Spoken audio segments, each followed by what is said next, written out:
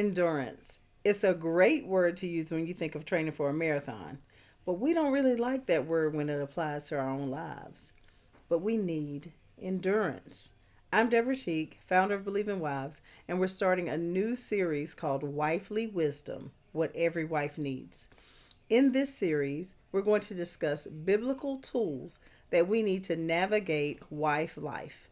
And I'm kicking the series off with this powerful truth: we need endurance.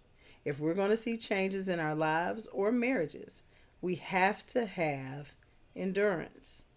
Merriam-Webster defines endurance as the ability to sustain a prolonged, stressful effort or activity, or the ability to withstand hardship or adversity. We must outlast the things that are trying and troubling us. Those adversities, those hardships, those stressful things.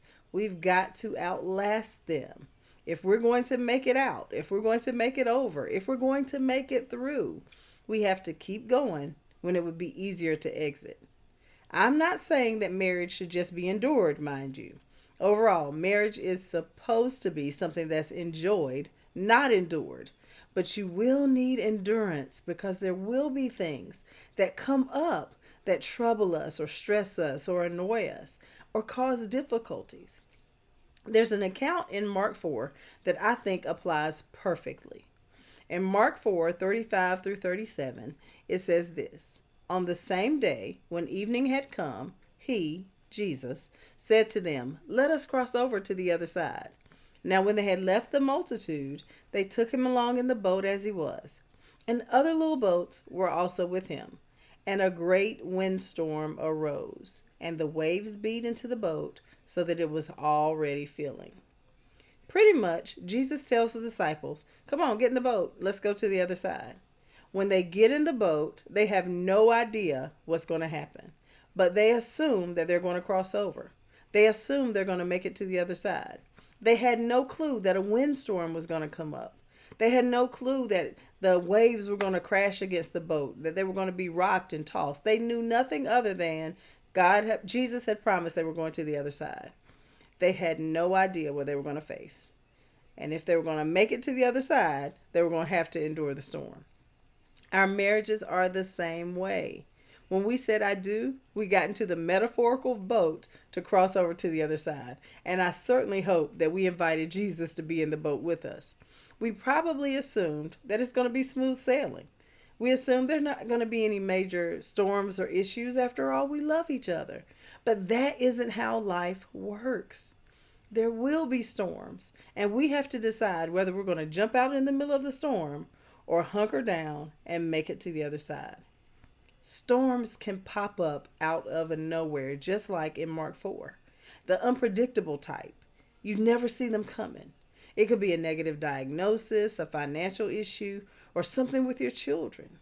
The things that we have to endure in marriage aren't always caused by the fault of the husband or the fault of the wife. Things just happen. Life just has ups and downs. And we have to decide that no matter the cause of the storm, that we're going to outlast the storm. Sometimes, though, the storms are caused by our bad decisions or maybe our impulsiveness or even mistakes.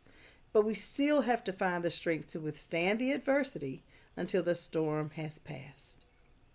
Part of our ability to endure is understanding that when we made those vows to our husbands, they weren't just flowery words. They were our covenant of a lifelong union. I read a study that was conducted of people who had been married 30 plus years. There was over 40,000 years of marriage in the study. And one of the pillars of a successful marriage that was gathered in this study was that a key thing is to treat marriage as a lifelong, unbreakable commitment. It was quoted, "Rather than seeing marriage as a voluntary partnership that lasts only as long as the passion does, the elders propose a mindset in which it is a profound commitment to be respected." They said that marriage was a profound commitment to be respected, even if things go sour over the short term. Many struggle through dry and unhappy periods and found ways to resolve them. giving them the reward of a fulfilling, intact marriage in later life. Did you catch that? All of those couples had experienced challenges in marriage. They had dry and unhappy periods, but they were able to resolve them and reap the rewards of that. Sometimes we have to endure dry periods. Sometimes we have to endure periods where it doesn't feel like things are going our way, or maybe we're not the happiest. But we can still see the fruit of endurance if we decide that's what we're going to do. The Bible says it this way in Hebrews 10:36.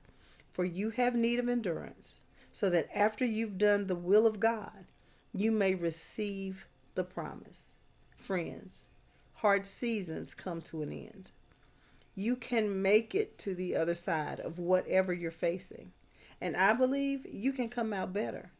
But you have to have endurance. That's it for this week. If you're in a hard season, I am praying that it's nearing the end and you will soon see the rewards of your faithfulness. Next week, we'll be back with another piece of wifely wisdom. Until then, keep growing. And remember, changed wives change lives.